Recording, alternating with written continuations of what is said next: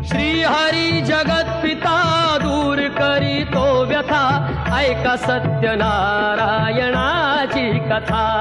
ही ऐका सत्यनारायणाची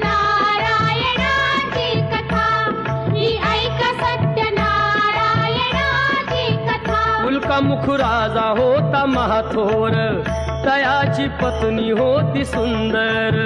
नदी किनारी एकदा त्यांनी घातली महापूजा दोघांनी। ती पत्नीला झाली जाण, कन्या ही झाली त्यास रूपवान। कलावती म्हणून कन्येचे नाव ठेविले त्याने आवडीचे।